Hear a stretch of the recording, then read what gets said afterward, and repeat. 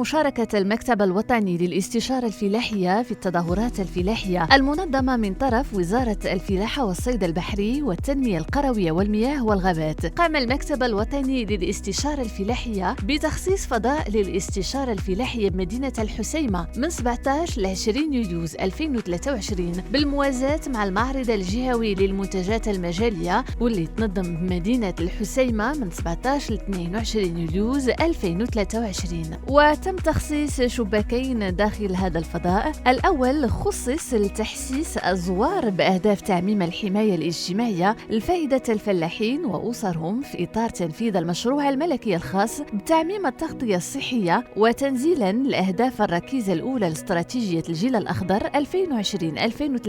بإعطاء الأولوية للعنصر البشري، حيث طيلة مدة المعرض قام مستشارو ومستشارات المكتب بشرح مفصل لهذا الورش الملكي الكبير للمشاركين في المعرض وزواره، واللي كيمثل رافعة رئيسية لتحسين الظروف المعيشية للفلاحين والساكنة القروية بصفة عامة وفقاً للتوجيهات الملكية السامية. كما خصص المكتب الوطني للاستشارة الفلاحية شباك آخر خاص بالمقاولين الفلاحيين الشباب حاملي المشاريع الفلاحية في العالم القروي، حيث قدم مستشارو ومستشارات المكتب توجيهات وشروحات حول كيفية إنجاز المشاريع الفلاحية وكيفية استفادة هؤلاء الشباب من الدعم والتمويل والتكوين ومرافقتهم من طرف مختلف مؤسسات ومصالح وزارة الفلاحة والصيد البحري والتنمية القروية والمياه والغابات لمساعدتهم على إخراج مشاريعهم للوجود، وكذا الاستفادة من المواكبة والتوجيه والاستشارة.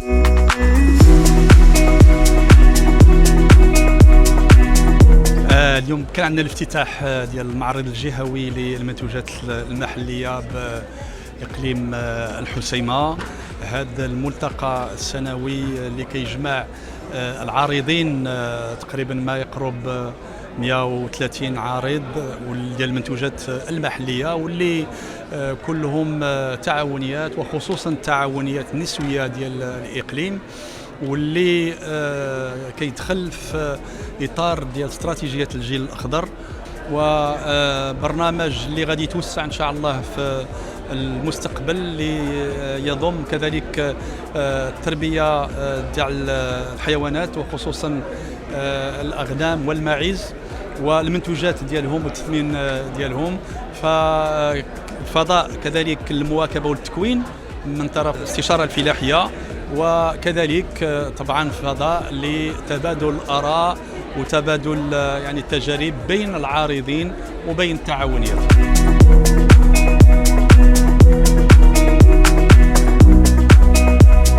على هامش تنظيم هذا المعرض الجهوي للمنتجات المجالية اللي كتنظمه الغرفة الجهوية للفلاحة بشراكة مع المديرية الجهوية للفلاحة،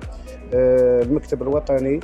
كيتواجد هنا بالرواق ديالو اللي كيتكون من واحد جوج شبابيك، شباك المقاولين الفلاحين الشباب وشباك يهم التغطية الصحية، وفضاء للتواصل مع العارضين والفلاحة والكسابين بدورات تكوينية وتحسيسية وتواصلية بصفة عامة في إطار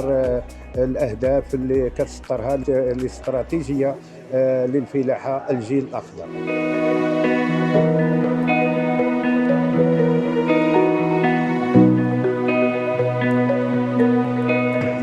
نسيد نهار نحضر المعرض الجهوي ينظم الفلاحة إقليم الحسيمة، نتشكر ياسم بزاف. نهار نسيد كذلك لقينا في المنصة ديال الاستشارة الفلاحية، لأن نزلت نشكر الناس بزاف. نحاول أنه نشرح المساطر الإدارية اللي يتعلق بالسانيسيس بالنسبة للفلاح ديال المنطقة القروية، لأن بسطنا وشرحنا جميع الأمور القانونية اللي نتشكرت بزاف أنها تتواكب كاينة الأمور من ناحية لاسانيسيس من ناحية كل المشاريع كيجينا في الإقليم. وشكرا.